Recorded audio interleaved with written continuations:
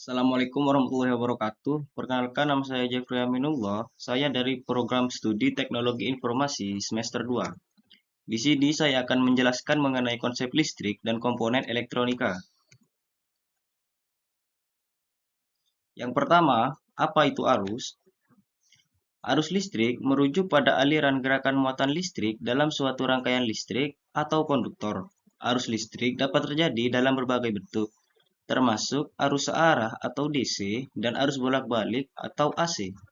Arus listrik dapat dihasilkan melalui berbagai sumber energi seperti baterai, generator listrik, atau sumber daya listrik lainnya. Arus listrik dapat dibedakan menjadi dua jenis utama, yaitu ada arus searah, direct currents atau DC, dan arus bolak-balik, alternative currents atau AC. Berikut adalah pengertian keduanya. Yang pertama, arus searah, direct current atau DC. Arus searah mengalir tanpa perubahan arah atau besaran arus atau besarnya tegangan. Contoh umum dari jenis arus ini adalah baterai.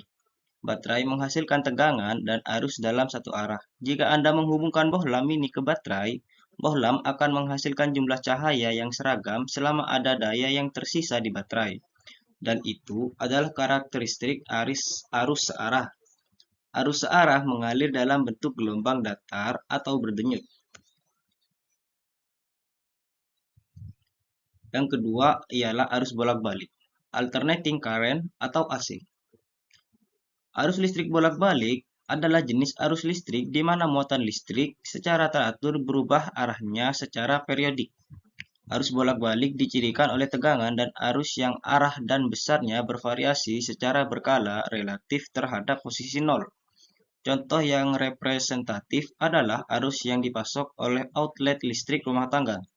Tegangan dan arus bervariasi dengan ritme yang ditetapkan seperti gelombang sinus, gelombang segitiga, atau gelombang pulsa. Arus listrik yang diberikan oleh pembangkit listrik seperti generator AC adalah contoh sumber arus AC. Dalam jaringan listrik umum, daya yang disalurkan ke rumah-rumah biasanya berupa arus AC. Arus AC memiliki frekuensi tertentu yang menunjukkan seberapa sering arah alirannya berubah setiap detik.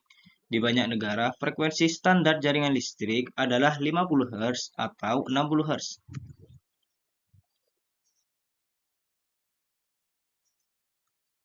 Yang kedua yaitu, apa itu tegangan?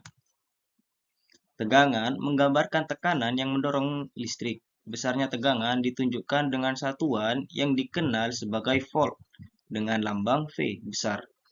Dan tegangan yang lebih tinggi menyebabkan lebih banyak listrik mengalir ke perangkat elektronik. Namun, perangkat elektronik dirancang untuk beroperasi pada tegangan tertentu.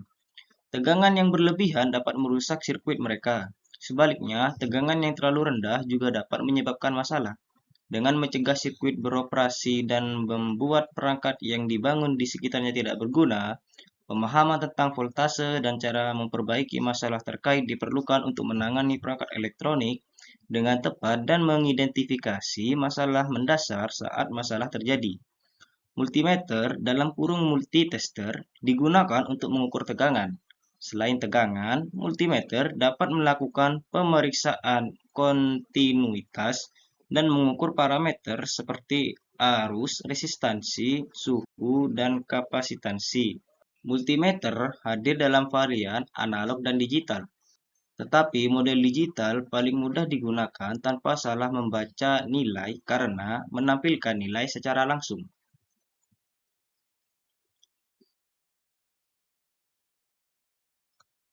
Yang berikutnya, apa itu daya? Daya dalam konteks listrik merujuk pada tingkat energi yang digunakan, dihasilkan, atau dipindahkan dalam suatu sistem. Daya diukur dalam satuan watt. Dalam listrik, daya dapat dihitung dengan menggunakan rumus dasar. Daya watt sama dengan tegangan volt dikali arus ampere. Rumus tersebut menggambarkan hubungan antara tegangan, arus, dan daya dalam suatu rangkaian listrik. Dengan kata lain, daya adalah hasil perkalian antara tegangan dan arus. Ada dua jenis utama daya, yaitu yang pertama daya aktif, real power, merupakan daya yang benar-benar diubah menjadi kerja atau energi dalam suatu sistem. Ini diukur dalam watt dan seringkali disebut sebagai daya sebenarnya. Yang kedua, ada daya reactive power, merupakan daya yang terlibat dalam pembentukan dan pemeliharaan medan elektromagnetik pada peralatan seperti motor listrik dan transformator. Ini diukur dalam voltmeter reaktif atau VAR.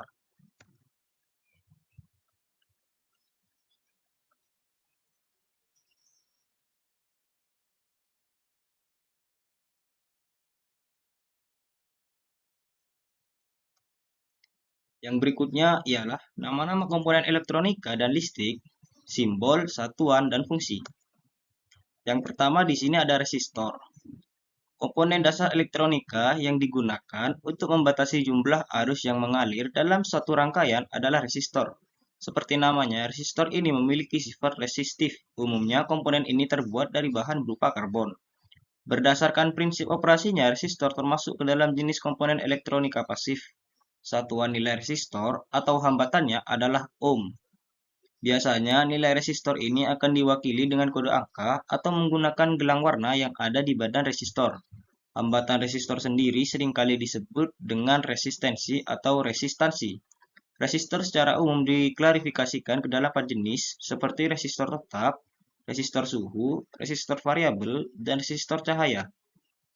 Berikut adalah simbol resistor dan contoh bentuk fisik resistor itu sendiri. Yang kedua ialah potensiometer. Potensiometer adalah suatu jenis resistor variabel yang dapat digunakan untuk mengatur tegangan dalam suatu rangkaian listrik.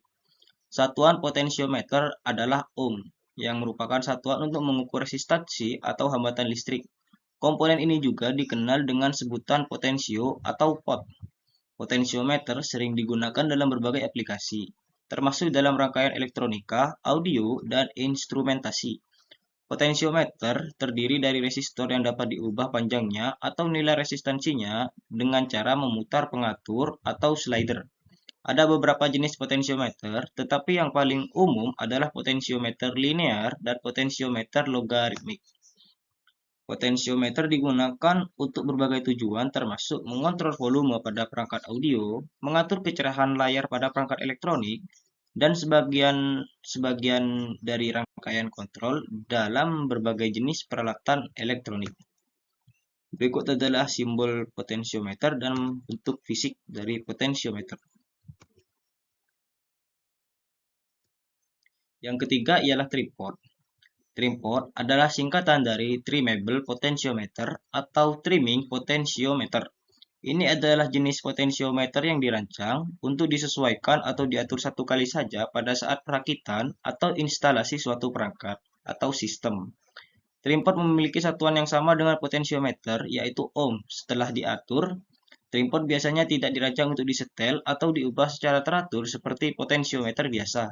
Tripod biasanya digunakan untuk mengkalibrasi atau menyesuaikan tingkat resistansi dalam suatu rangkaian elektronik dengan nilai yang sangat spesifik. Mereka seringkali digunakan untuk menyetel parameter penting seperti tegangan, arus, atau frekuensi dalam suatu sistem. Sebagai contoh, tripod dapat digunakan dalam perangkat audio untuk menyetel tingkat keluaran atau dalam perangkat pengukur untuk kalibrasi. Tripod memiliki bentuk fisik yang serupa dengan potensiometer, tetapi ukurannya lebih kecil dan seringkali dilengkapi dengan alat pemutar yang dapat diakses dengan alat pemutar khusus. Setelah diatur sesuai dengan kebutuhan selama proses perakitan atau instalasi, tripod biasanya tidak dimaksudkan untuk disentuh atau diubah oleh pengguna akhir. Berikut ialah simbol dari tripod dan contoh bentuk fisik dari tripod itu sendiri.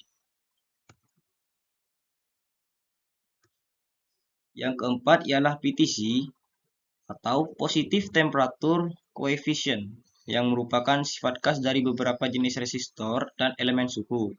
Pada resistor PTC, resistansi meningkat seiring dengan peningkatan suhu, berbeda dengan resistor NTC, Negative Temperature Coefficient, di mana resistansi berkurang seiring dengan peningkatan suhu. PTC dan NTC memiliki satuan yang sama, yaitu ohm. Dalam konteks komponen elektronika, PTC sering menunjuk pada Positive Temperature Coefficient yang merupakan sifat khas dari beberapa jenis resistor dan elemen suhu. Pada resistor PTC, resistansi meningkat seiring dengan peningkatan suhu. Berbeda dengan resistor NTC, di mana resistansi berkurang seiring dengan peningkatan suhu. PTC resistor sering digunakan dalam berbagai aplikasi, terutama sebagai elemen suhu dalam pelindung suhu otomatis atau perangkat pengatur suhu. Beberapa kegunaan umum dari PTC pada komponen elektronika meliputi pelindung suhu, thermal protection, pengatur suhu, dan yang ketiga elemen pengukur suhu. Berikut contoh simbol dari PTC dan dari bentuk PTC itu sendiri. Yang berikutnya ialah NTC. NTC adalah singkatan dari Negative Temperature Coefficient yang mengacu pada sifat gas dari beberapa jenis resistor dan elemen suhu. Resistor NTC memiliki karakteristik bahwa resistansinya berkurang seiring dengan peningkatan suhu.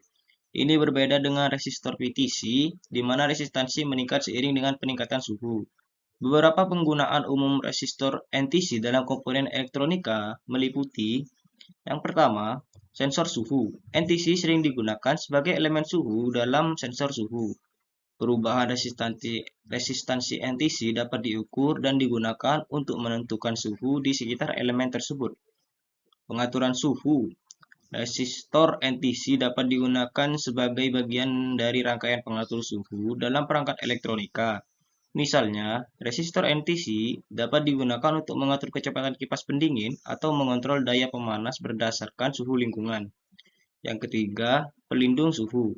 Dalam beberapa aplikasi, resistor NTC dapat digunakan sebagai bagian dari pelindung suhu. Jika suhu melampaui batas tertentu, perubahan resistansi NTC dapat digunakan untuk memicu tindakan pelindung, seperti memutuskan sirkuit atau mengurangi daya yang disalurkan. Yang keempat, peralatan medis. Resistor NTC sering digunakan dalam peralatan medis untuk memantau dan mengatur suhu, memastikan kondisi yang aman dan stabil. Berikut contoh simbol dan bentuk fisik dari NTC itu sendiri.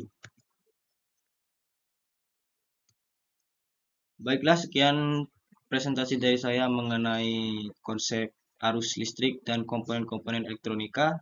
Kurang lebihnya mohon maaf. Wassalamualaikum warahmatullahi wabarakatuh.